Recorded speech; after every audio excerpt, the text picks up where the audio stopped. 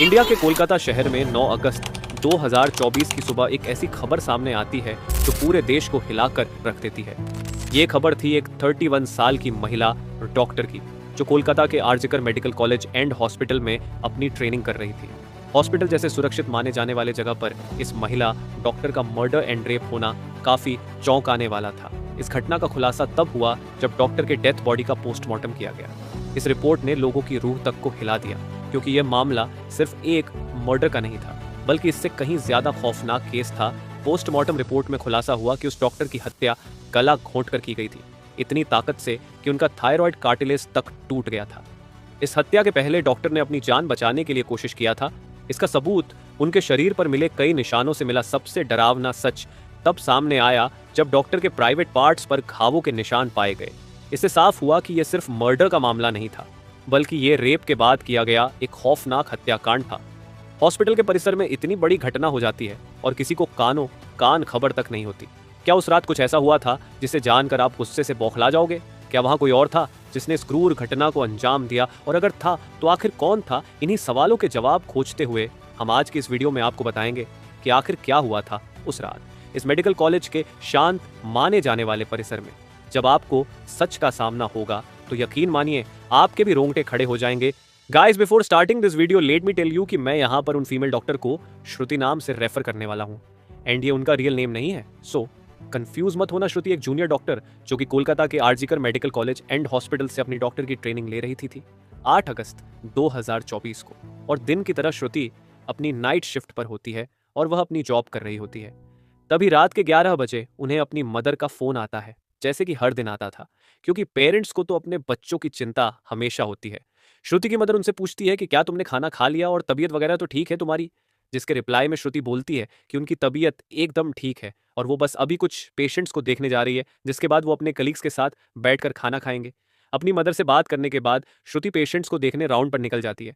सारे पेशेंट्स को देखने में और अपना काम खत्म करने में श्रुति को रात के 2 बज जाते हैं, जिसके बाद वो अपने कलीग्स के साथ जाकर हॉस्पिटल कैंटीन में ही बैठ जाती है, जहां मिलकर ये लोग अपना खाना भी खाते हैं और साथ साथ थोड़ी बातें भी करते हैं। खाना खाते खाते और बात करते हुए रात के 3 बज जाते हैं और इस वक्त श्रुति थोड़ी थकान सी फील कर रही होती है, तो वो अपनी थकान दूर करने के लिए इस हॉस्पिटल के 4th फ्लोर में बने सेमिनार हॉल में जाकर रेस्ट करने लगती है। श्रुति के रेस्ट करते करते सुबह के 7:30 बज जाते हैं, पर वो तब भी इस सेमिनार हॉल से बाहर नहीं आती, जो कि काफ़ी ज़्यादा अनयूजुअल था, क्योंकि श्रुति कभी भी आधे 1 घंटे से ज़्यादा का ब्रेक नहीं लेती थी।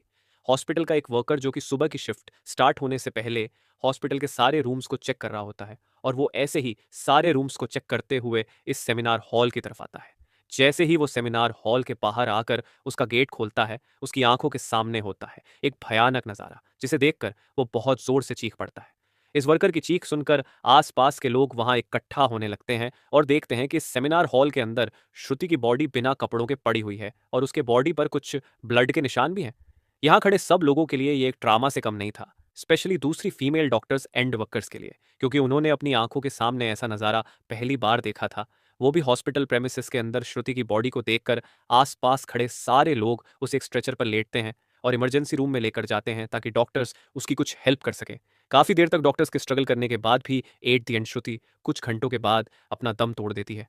हॉस्पिटल में कुछ लोग थे जो कि इस मर्डर एंड रेप केस को एक नॉर्मल केस जैसा दिखाने की कोशिश कर रहे थे, जस्ट बिकॉज कि वो इस हॉस्पिटल का नाम बचा सके। बट जब पोस्टमार्टम रिपोर्ट्स आती हैं तो सब दूध का दूध और पानी का पानी हो जाता है। इन रिपोर्ट से साफ साफ पता चल जाता है कि श्रुति के साथ किसी ने जबरदस्ती गलत हरकत करने की कोशिश करी, और जब वो इस इंसान से अपने आप को बचाने लगी तो उसने उसका गला घूंट दिया, इवन उसे बहुत बुरी तरीके से मारा भी और फिर उसका रेप भी किया।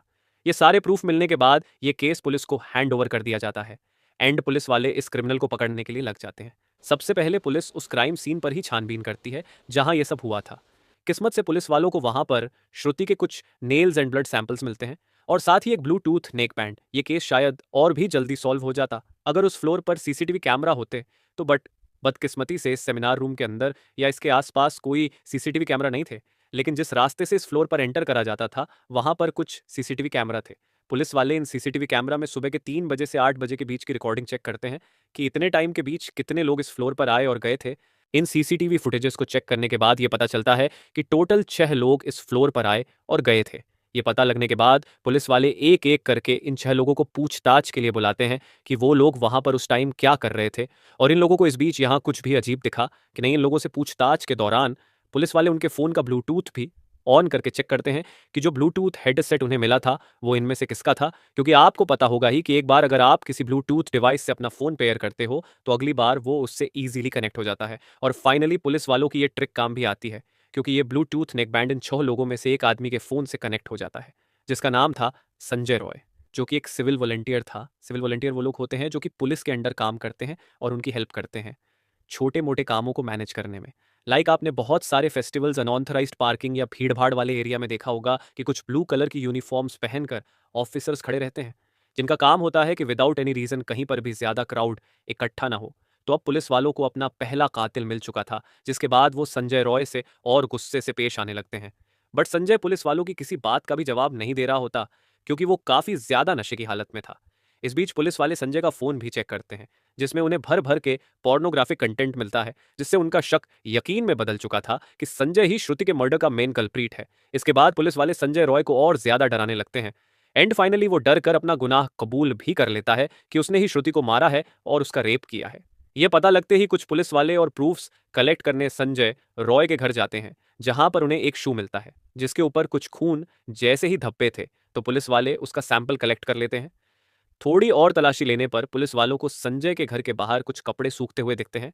और ये वही कपड़े थे जो कि उस दिन संजय ने पहने थे, क्योंकि ये सब सीसीटीवी कैमरा में कैप्चर हो गया था, जिससे जाहिर था कि संजय ये प्रूफ मिटाने की भी कोशिश कर रहा था। बट जब संजय को पूछताछ के लिए पुलिस स्टेशन में लाया गया था, उस वक्त वो काफी ज्यादा नशे की हालत में था। तो क्या वो ये सब बस इसलिए कर रहा था ताकि उसे कम सजा मिले, जस्ट बिकॉज वो उस वक्त नशे में था? बाद में जब पुलिस वाले उस शू पर लगे ब्लड सैंपल्स को चेक करवाते हैं तो वो भी श्रुति के ब्लड से मैच हो जाता है, which was a solid proof against him. इन सारी रिपोर्ट्स एंड डिटेल्स को एक साथ कंबाइन करके पुलिस वालों को पता चलता है कि उस रात संजय रॉय काफी ज्यादा नशे की हालत में था और वो रात के 11 बजे हॉस्पिटल में एंटर करता है। संजय अक्सर उस हॉस्पिटल में नाइट शिफ्ट किया करता था, तो उसे यहाँ की काफी अच्छी नॉलेज भी थी कि कहाँ पर कैमरा है और कहाँ पर नहीं। तो वो आराम से इस हॉस्पिटल के 4th फ्लोर पर जाकर बैठ जाता है, क्योंकि वो नहीं चाहता था कि कोई उसे ज्यादा नशे की हालत में देखे, वरना वो अपनी जॉब से हाथ धो सकता था। 4th फ्लोर पर आते ही वो अपना आराम से सो जाता है। जब उसकी आंख खुलती है तब तक सुबह के 3 बज चुके थे। तभी संजय की नजर श्रुति पर पड़ती है, जो कि रेस्ट करने सेमिनार हॉल में जा रही थी। श्रुति को अकेला देखकर संजय के इरादे बिगड़ने लगते हैं। वो पहले काफी देर तक इस फ्लोर के चक्कर लगाने लगता है, ये कंफर्म करने के लिए कि कोई यहाँ पर ज्यादा आ तो नहीं रहा। जब उसे लगता है कि हाँ उसका रास्ता साफ है, तो वो 4 बजे सेमिनार हॉल के अंदर एंटर करता है और फिर वहां से 4:45 पर बाहर आता है। इन 45 मिनट्स तक श्रुति के साथ इस आदमी ने क्या क्या किया होगा और वो कितने पेन से गुजरी होगी, ये सोचकर ही किसी का भी दिल सहम जाएगा। स्पेशली श्रुति के पेरेंट्स, जिन्होंने इतनी उम्मीद से और सेक्रीफाइसेस करके अपनी बच्ची को डॉक्टर बनने भेजा था, एंड श्रुति अपने पेरेंट्स की अकेली बेटी थी, तो उनके लिए तो ये किसी सदमे से कम नहीं होगा। एंड गाइस, ये केस अभी भी क्लोज नहीं हुआ है और 23 अगस्त तक संजय राय को कस्टडी में रखा जाएगा। इस कातिल इंसान के साथ क्या होना चाहिए, आप कमेंट में जरूर बताना, और इस केस रिलेटेड जानकारी देखने के लिए चैनल सब्सक्राइब करें। Thank you.